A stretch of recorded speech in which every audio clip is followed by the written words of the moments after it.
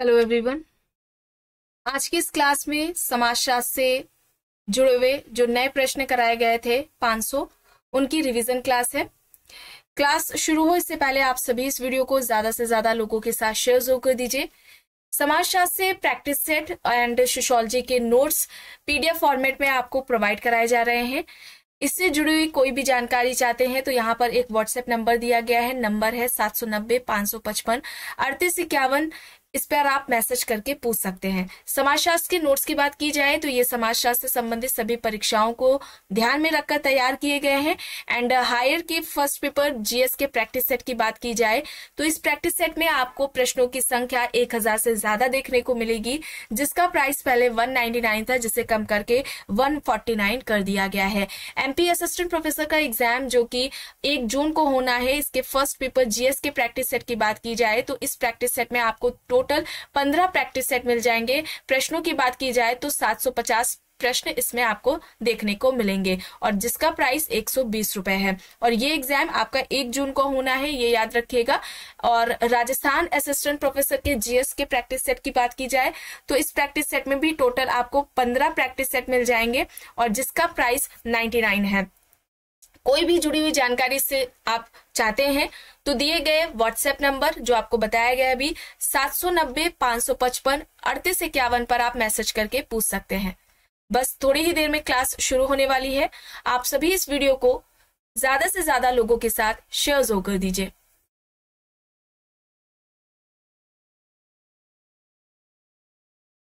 यहां तक हो गया था, यहां से शुरू करना है। देखिए प्रश्न है, निम्न में से किसने यह तर्क दिया कि विसमानता विकृत व्यक्तित्वों के परिणाम स्वरूप नहीं अपितु समाज की अपनी संस्कृति और संरचना से उत्पन्न होती है। यहाँ पर विकल्प में है A Cohen, R Merton, M Lemert, John McKay. यहाँ पर क्या होगा? इस प्रश्न का सही आंसर क्या होगा? विसमानता विकृत व्यक्तित्वों के परिणाम स्वरूप नहीं अपितु समाज की अपनी संस्कृति और संरचना से उत्पन्न होती है। राइट आंसर क्या होगा? A Cohen, R Merton, M Lemert, John McKay यहां पर दिया गया है।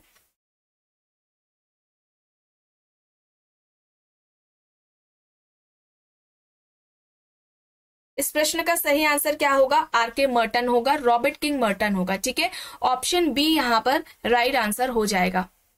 प्रश्न है, भारत में परंपरा अनिवार्यता आधुनिकीकरण की प्रक्रिया को धीमा नहीं करती है, किसने इस परिघटना को परंपरा की आधुनिकता कहा? विकल्प में है लॉयड आई रुडोल्फ, मिल्टन सिंगा, एलन आर बील्स, मैकेवर, मैकमेरिट। ठीक है, मैकमेरिट है। क्या होगा यहाँ पर?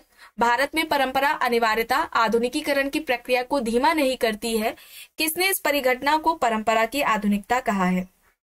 राइट आंसर क्या होगा यहाँ पर? लॉयड आई रुडोल्फ होगा, लॉयड आई रुडोल्फ होगा। ऑप्शन ए यहाँ पर राइट आंसर हो जाएगा।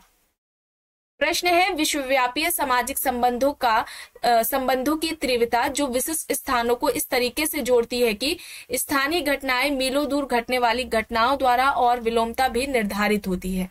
अब यह अवधारणा किससे जुड़ी हुई है?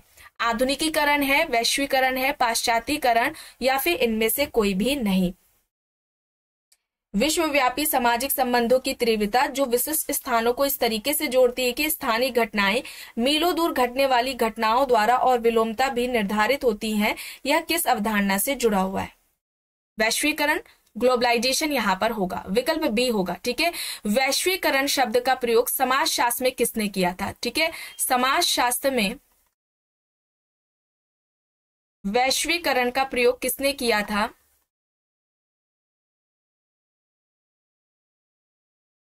सर्वप्रथम पूछा जा रहा है। ठीक है, सर्वप्रथम ये आपको बताना है कमेंट बॉक्स में।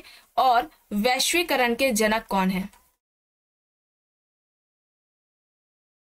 ये आपको कमेंट बॉक्स में बताना है। इससे पहले वाली जो क्लासेस हुई है उसमें बताया गया है समाजशास्त्र में वैश्वीकरण का प्रयोग का या वैश्वीकरण की अवधारणा का सबसे पहले यूज किसने किया, प्रयोग किसने किया और वैश्वीकरण के जनक कौन है ये आपको बताना है।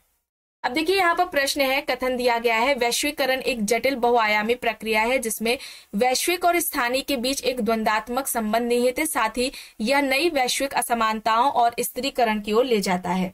यहाँ पर कार्ल मार्क्स है, एंथोनी गिडेंस है, मोरिस जिन्सबर्ग है या फिर इनमें से कोई भी नहीं। सही क्या होगा? वैश्वीकरण एक जटिल बहुआयामी प्रक्रिया है जिसमें वैश्विक और स्थानीय के बीच एक द्वंद्वात्मक संबंध निहित है, साथ ही यह नई वैश्विक असमानताओं और स्थिरीकरण की ओर ले जाता है। Karl Marx, Anthony Giddens, Morris Ginsberg या फिर इनमें से कोई भी नहीं। यहाँ पर सही होगा एंथोनी गिडेंस। ठीक है, एंथोनी गिडेंस हो जाएगा। ऑप्शन बी यहाँ पर राइट आंसर हो जाएगा। एंथोनी गिडेंस यहाँ पर सही है। प्रश्न है नगरीकरण के कारणों के संबंध में बताना है। क्या है? 3 दिए गए हैं यहाँ पर। देखिए, पहला है ग्रामीण से शहरी क्षेत्रों का उच्च दर से पलायन, नगरों में शैक्षिक संस्थाओं की बढ़ती संख्या, ग्रामीण क्षेत्रों में रहन सहन का ऊंचा स्तर। नगरीकरण के कारणों के संबंध में बताना है। सही क्या होगा? ग्रामीण से शहरी क्षेत्रों का उच्च दर से पलायन और नगरों में शैक्षिक संस्थाओं की बढ़ती संख्या। विकल्प यहाँ पर ए हो जाएगा। ठीक है, ऑप्शन ए यहाँ पर राइट आंसर हो जाएगा। प्रश्न है सहभागी अवलोकन पद्धति का प्राय संबंध किससे होता है? क्षेत्रीय अनुसंधान, संख्यात्मक अनुसंधान, सकेंद्रित अनुसंधान या फिर इनमें से कोई भी नहीं। सहभागी अवलोकन पद्धति का प्राय संबंध किससे होता है? किससे होता है? क्षेत्रीय अनुसंधान से होता है। यहाँ पर ऑप्शन ए हो जाएगा सही आंसर। प्रश्न है वस्तुनिष्ठता निष्पक्षता से प्रमाण का परीक्षण करने की इच्छा और योग्यता है या कहना किसका है? विकल्प में ग्रीन है, मैकेवर एंड पेज है, लुनबर्ग है और एकॉफ यहाँ पर दिया गया है। वस्तुनिष्ठता ऑब्जेक्टिविटी, निष्पक्षता से प्रमाण का परीक्षण करने की इच्छा और योग्यता है। वस्तुनिष्ठता निष्पक्षता से प्रमाण का परीक्षण करने की इच्छा और योग्यता है। ये किसके द्वारा कहा गया है? ग्रीन के द्वारा कहा गया है। ग्रीन यहाँ पर ऑप्शन ए हो जाएगा राइट आंसर। ठीक है, ग्रीन यहाँ पर सही है। और ग्रीन से संबंधित एक प्रश्न आता है कि ग्रीन किसने सहयोग को शांतिपूर्ण संघर्ष कहा है? सहयोग शांतिपूर्ण संघर्ष है, ये किसका कहना है? ग्रीन का कहना है, ये याद रखिएगा। चलिए आगे देखते हैं। प्रश्न है किसने कहा है कि संस्कृति और संरचना एक ही तथ्य को देखने के 2 तरीके हैं? मेलानोव्स्की, रेमंडफोर्ड, लेवी-स्ट्रॉस, रेडक्लिफ ब्राउन यहाँ पर ऑप्शंस है। संस्कृति और संरचना एक ही तथ्य को देखने के 2 तरीके हैं, ये किसका कहना है? यहाँ पर सही हो जाएगा रेमंडफोर्ड। ठीक है, रेमंडफोर्ड होगा। ऑप्शन बी यहाँ पर राइट आंसर हो जाएगा। प्रश्न है ऐसी प्रक्रिया जिसमें समाज के मानदंडों और मूल्यों के आंतरिकरण के साथ साथ अपनी सामाजिक भूमिकाओं का संपादन करना एवं सीखना दोनों बातें शामिल होती है, उसे हम क्या कहेंगे? यहाँ पर देखिए अवधारणाएं दी गई हैं। समाजवाद, समाजीकरण, पुनर्समाजीकरण या फिर विसमाजीकरण। समाजवाद, पुनर्समाजीकरण, समाजीकरण या फिर विसमाजीकरण। ऐसी प्रक्रिया जिसमें समाज के मानदंडों और मूल्यों के आंतरिकरण के साथ साथ अपनी सामाजिक भूमिकाओं का संपादन करना एवं सीखना दोनों ही बातें शामिल होती हैं, उसे हम क्या कहेंगे? उसे हम क्या कहेंगे? सोशलाइजेशन कहेंगे, समाजीकरण कहेंगे। यहाँ पर ऑप्शन बी हो जाएगा सही। ठीक है, अब समाजीकरण की विशेषताओं से जुड़े हुए प्रश्न पूछे जाते हैं परीक्षाओं में। इन विशेषताओं के बारे में भी बात कर लेते हैं। तो सबसे पहले समाजीकरण कैसी प्रक्रिया है? समाजीकरण सीखने की प्रक्रिया है। ठीक है, समाजीकरण सीखने की प्रक्रिया है, ये याद रखिएगा। इस तरीके से पूछा जाता है। चूंकि यह सीखने की प्रक्रिया है तो ये जीवन प्रयत्न चलेगी। ठीक है, जीवन प्रयत्न चलने वाली प्रक्रिया है, ये भी याद रखिएगा। जीवन प्रयत्न चलती है, जीवन प्रयत्न चलेगी तो इसमें ये कैसी प्रक्रिया हो जाएगी? गतिशील। ठीक है, गतिशील प्रक्रिया है, निरंतरता इसमें पाई जाती है, ये याद रखिएगा। प्रारंभिक अवस्था पूछी जाती है समाजीकरण की। प्रारंभिक अवस्था क्या है? तो ध्यान रखिएगा जो प्रारंभिक अवस्था है वो बाल्यावस्था है। ठीक है, बाल्यावस्था को समाजीकरण की प्रारंभिक अवस्था कहा जाता है। महत्वपूर्ण अवस्था पूछी जाती है समाजीकरण की। महत्वपूर्ण अवस्था ये सभी आपको क्लासेस में बताया जा चुका है। महत्वपूर्ण अवस्था क्या है? महत्वपूर्ण अवस्था बाल्यावस्था से किशोरावस्था मानी जाती है। महत्वपूर्ण अवस्था बाल्यावस्था से किशोरावस्था मानी जाती है, ये आपको सब बताया जा चुका है। और याद रखिएगा किशोरावस्था को समाजीकरण की महत्वपूर्ण अवस्था किसने कहा है, ये आपको कमेंट बॉक्स में बताना है। देखते हैं आप में से कितने लोग ध्यान से सुनते हैं मेरी बातों को। चलिए, और जितनी भी बातें बताई गई हैं ये सभी प्रश्न पूछे जाते हैं परीक्षाओं में। अब देखिए यहाँ पर प्रश्न है गिडेंस के अनुसार निम्न में से कौन आधुनिकता की मूल संस्थाओं का अंग नहीं है? पूंजीवाद, उद्योगवाद, निगरानी क्षमताएं, लोकतांत्रिकरण यहाँ पर दिया गया है। गिडेंस के अनुसार निम्न में से कौन आधुनिकता की मूल संस्थाओं का अंग नहीं है? पूंजीवाद, उद्योगवाद, निगरानी क्षमताएं और लोकतांत्रिकरण यहाँ पर दिया गया है। इनमें से कौन सा नहीं है? किसकी बात नहीं की थी? लोकतांत्रिकरण की बात गिडेंस ने नहीं की थी, राष्ट्र राज्य की बात की थी, नेशन स्टेट की बात की थी, राष्ट्र राज्य की बात की थी, ठीक है। पूंजीवाद, उद्योगवाद, निगरानी क्षमता और राष्ट्र राज्य की बात की थी गिडेंस ने। और गिडेंस ने आधुनिकता को क्या कहा था? आधुनिक जो समाज है उसको एक इस तरीके से पूछा जाता है, आधुनिक समाज एक भगोड़ा समाज है, किसने कहा? तो याद रखिएगा, आधुनिक समाज को भगोड़ा समाज किसने कहा था? एंथोनी गिडेंस ने ही कहा था। आधुनिक समाज को ये प्रतिबिंब समाज कहते हैं, ठीक है, प्रतिबिंब समाज भी कहते हैं, ये भी याद रखिएगा। इस तरीके से स्टेटमेंट इनका बनता है। आधुनिक समाज को एक जगरनॉट बताया था, एक भारी भरकम इंजन की तरह है जिसे एक सीमा तक ही हम नियंत्रित कर सकते हैं। एक बेलगाम घोड़ा है आधुनिकता, जो किसी भी दिशा में दौड़ सकती है। आधुनिकता को बहुआयामी कहा था। इस तरीके से स्टेटमेंट पूछा जाता है एंथोनी गिडेंस से जुड़ा हुआ। तो ध्यान रखिएगा ये बातें किसके द्वारा कही गई हैं? अभी जो बताई गई हैं एंथोनी गिडेंस से जुड़ी हुई आपको बताई गई हैं। चलिए आगे यहाँ पर देखिए, प्रश्न है किस सिद्धांत के अनुसार व्यवहार विसमान होते हैं? और ऐसा तभी होता है जब लोग उनको ऐसे ही पहचानते हैं। यहाँ पर सिद्धांत दिया गया है नियंत्रण का सिद्धांत, संरचनात्मक तनाव का सिद्धांत, नामपत्रण का सिद्धांत या फिर विभेदक सहचर का सिद्धांत। सही क्या होगा? किस सिद्धांत के अनुसार व्यवहार विसमान होते हैं और ऐसा तभी होता है जब लोग उसको ऐसे ही पहचानते हैं? यहाँ पर क्या होगा? यहाँ पर नामपत्रण का सिद्धांत होगा। ऑप्शन सी यहाँ पर राइट आंसर हो जाएगा। नामपत्रण का सिद्धांत किसके द्वारा दिया गया है ये आपको कमेंट बॉक्स में बताना है, ठीक है। लेबलिंग थ्योरी की यहाँ पर बात हो रही है। ऑप्शन सी यहाँ पर राइट आंसर हो जाएगा। चलिए आगे देखते हैं। प्रश्न है कि समाजशास्त्री के अनुसार आर्थिक संस्थाओं का अर्थ वस्तुओं और सेवाओं का उत्पादन और वितरण है एवं प्रतिस्पर्धा की कार्य पद्धतियां एवं विनिमय के मेल भाव से है। ऑप्शंस में है Max Weber, MacIver and Page, Ogburn and Nimkoff, Peter Blau. यहाँ पर क्या होगा? किसके अनुसार आर्थिक संस्थाओं का अर्थ वस्तुओं और सेवाओं के उत्पादन और वितरण से है और साथ ही प्रतिस्पर्धा की कार्य पद्धतियों और विनिमय के मेल भाव से है। Max Weber, MacIver and Page, Ogburn and Nimkoff, Peter Blau यहाँ पर ऑप्शंस है। सही यहाँ पर होगा मैकेवर एंड पेज, ठीक है, मैकेवर एंड पेज होगा। ऑप्शन बी यहाँ पर राइट आंसर हो जाएगा।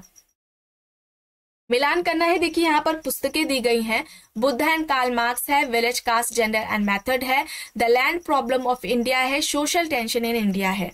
अगर हम बात करें राधा कमल मुखर्जी की पुस्तक का तो यहाँ पर पुस्तक हो जाएगी the land problem of India, Radha Kamal Mukherjee की है। The land problem of India Radha Kamal Mukherjee की है। घुरिये की पुस्तक की बात की जाए सोशल टेंशन इन इंडिया हो जाएगी।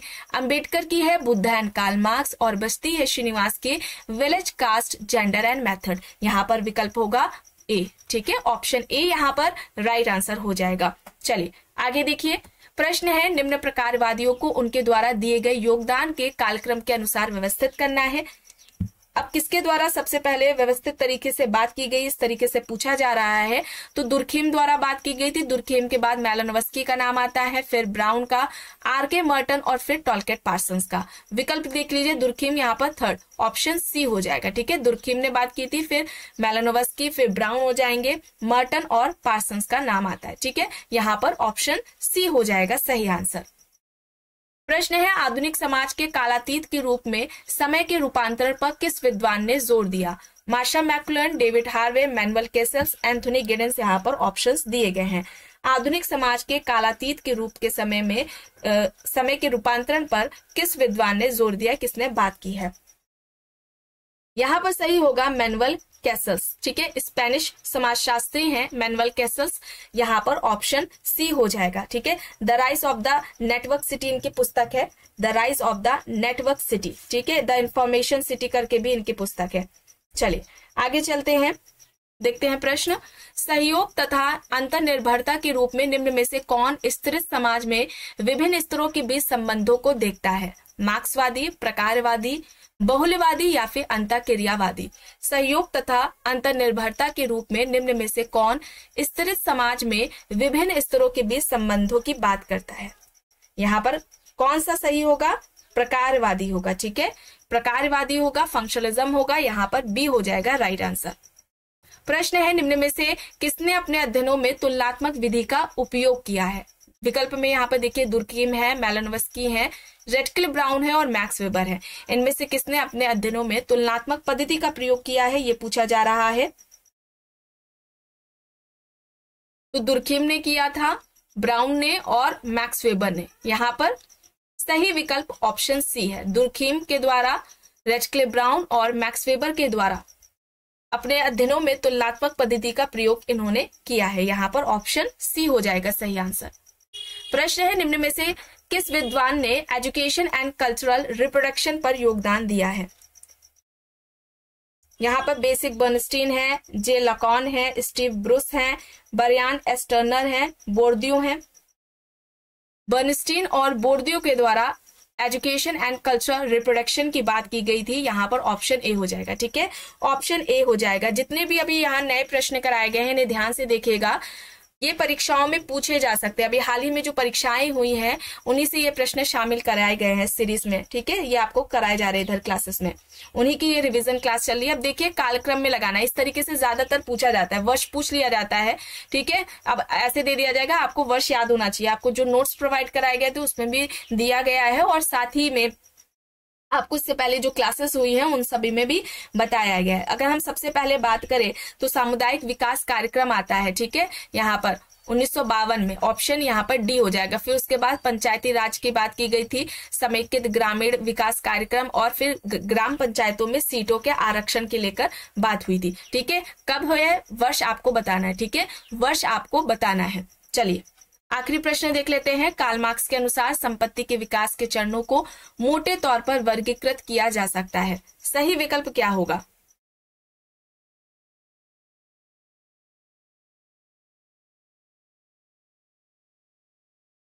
यहाँ पर आदिम साम्यवाद, वर्ग विभेदीकरण व समानता और वर्ग विहीन समाज होगा। ठीक है, विकल्प डी यहाँ पर राइट आंसर हो जाएगा। विकल्प डी यहाँ पर राइट आंसर हो जाएगा। तो आज की इस क्लास में बस इतना ही। आई होप ये आपको पसंद आई होगी।